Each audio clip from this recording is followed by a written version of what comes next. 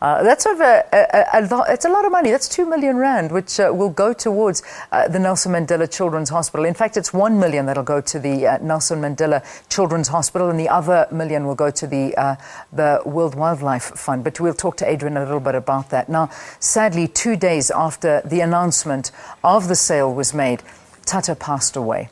We spoke to Adrian very briefly at the fundraiser that we had. It was the telethon that we held to raise funds for the Nelson Mandela Hospital, and he's here again in studio with me to this time share more memories with us about that incredible photograph and what it was like to spend time with Madiba. Adrian Steirn, so nice to have you in studio with us. Thank you very much, appreciate it. Can you believe it? I mean, we were sitting and talking about your photograph, we were raising funds, and that was on Thursday. That was on Thursday. That was Thursday.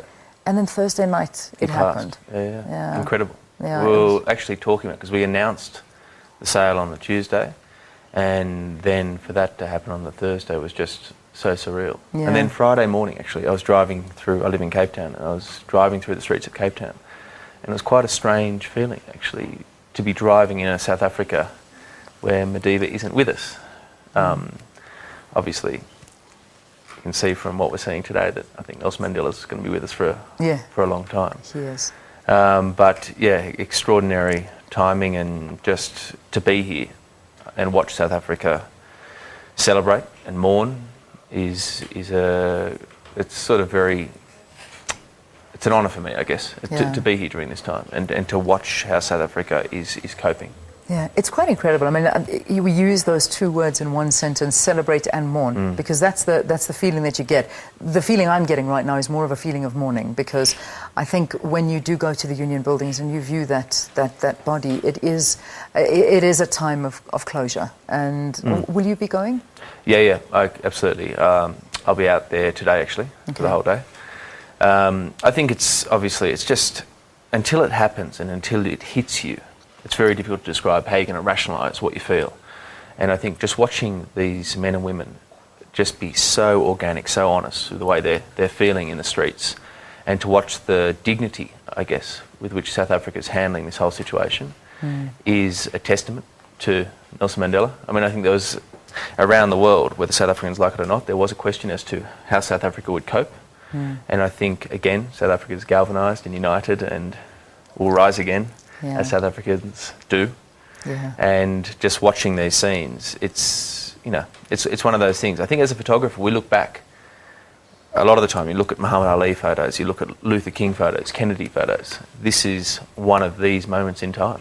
Yeah, let's talk about the photo and your opportunity. I mean, the 21 Icons project and getting Mandela to be a part of it. Was it a difficult process? Was it easy? Talk to us about that. Look, the whole process was a difficult process in that to come up with an idea as an Australian and say to South Africans, listen guys, this is incredible what you have here. It's absolutely incredible. I moved here 6 years ago, and to try and describe what you felt, because everyone knows the Nelson Mandela story. And when you come to South Africa, there are other stories here that are just as extraordinary, just as profound, and they're just as significant in a funny way as the Nelson Mandela story. But to tell their stories, we needed to tell the Nelson Mandela story as well, of course, because he's everybody's inspiration. Yeah. He's the pointy end of the stick here in South Africa. And it took us 4 years. And the first time I met Nelson Mandela was on his 93rd birthday. And the most extraordinary, I'll never forget as long as I live. In fact, I was there with my friend. It was just the family in a room, and Damon Highland and I, and we're sitting there singing Happy Birthday to Nelson Mandela. Wow. And it actually got to the Happy Birthday, dear, and I had an absolute panic. I didn't know what I was going to call him. Yeah. Because, I'm there with the family. Am I going to say Madiba, Nelson? I had no idea. But they all obviously had a very... they knew what they were doing. Happy Birthday, Grandpa. And I got in on Pa, Grandpa. Yes. And it was just the most... Just meeting him, anything to do with him, has the most profound effect, I think, on human beings. He's just such a representation of the potential of the human spirit. That's what he represents to the entire world. And just to see what's happening here today and to see these scenes, it reminds us all, I guess, of what we are capable of. Taking the portrait was I've probably never been more nervous in my entire life, to be honest with you. Yeah. I'd photographed him on quite a few occasions previous to the actual portrait sitting.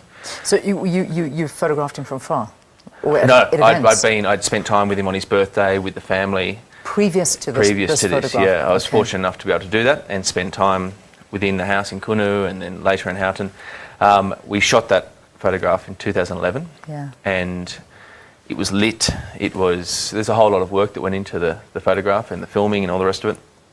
And to have him view the project, a project that was inspired by him, and for him to look at the photographs and the films and to feed into us was just, it was just so humbling. And there's so much work gone into it.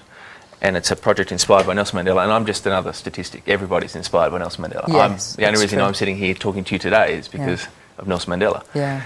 And when it comes to the time where he's going to look at the work, he's going to look at the project, all of a sudden you're just overcome with nerves, because what if he doesn't like the project that's been inspired by him, that's been your life's work? And the team sat there and watched, and he smiled and he talked, and he was just, again, I think everybody's got a Mandela story. Everybody has got a Mandela connection, but for us, he just made us feel like we were the special ones. That's incredible. And that's exactly the magic of that man, isn't it? Well, what was the idea about doing the mirror? Because having him look like that, I know when we spoke previously, you said there have been so many portraits taken of Madiba, but this one, there's just something about it, the look on his face, the looking in the mirror. Just talk us through that. Look, for me, it was a difficult one, because Madiba had been photographed thousands of times by very, very good photographers over the years. So I wanted to do something that was slightly different, and for me, he became a reflection of who we are.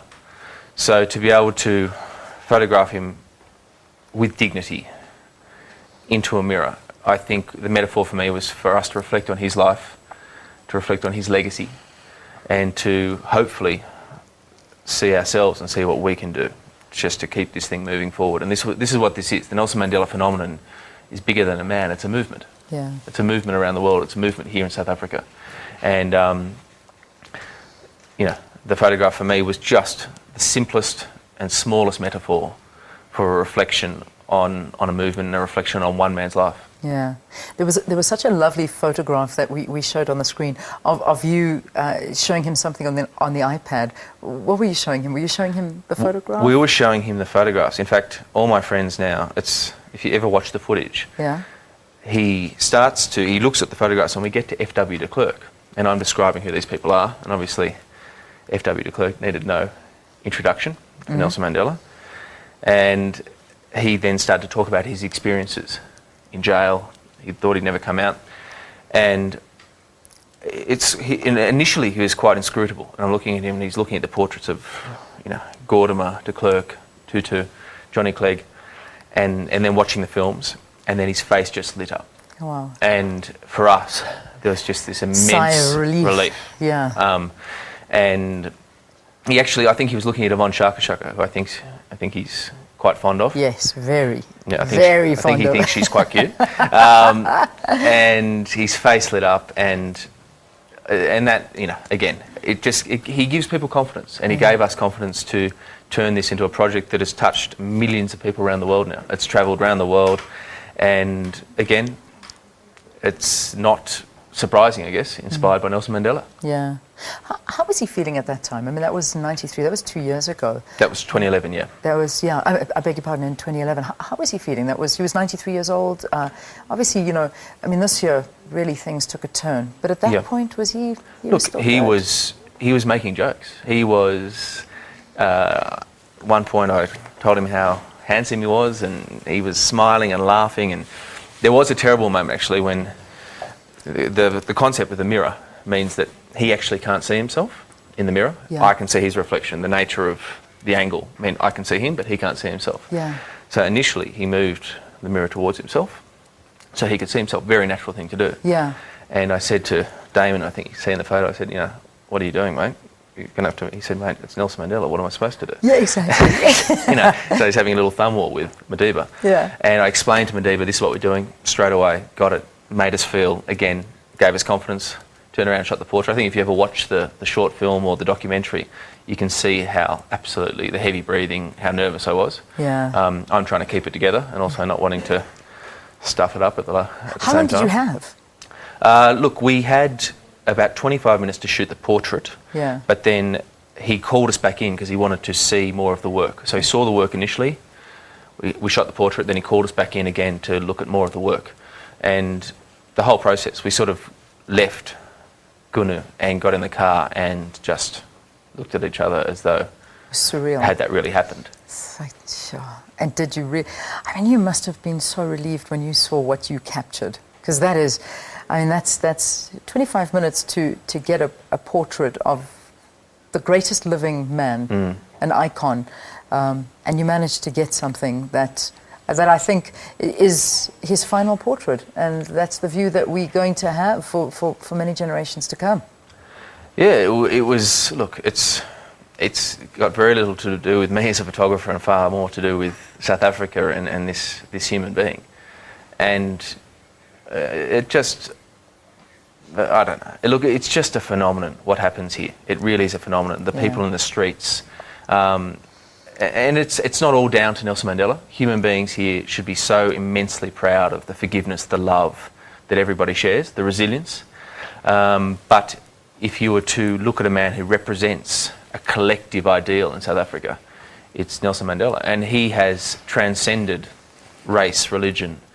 He's transcended colour. He's transcended language. Yeah. And you only had to see Tuesday, and you only have to look at any of the newspapers, news stations on the wires around the world at the moment. Yeah. And the world is just captivated. Still the world watching him. is standing still, watching what South Africa is going through.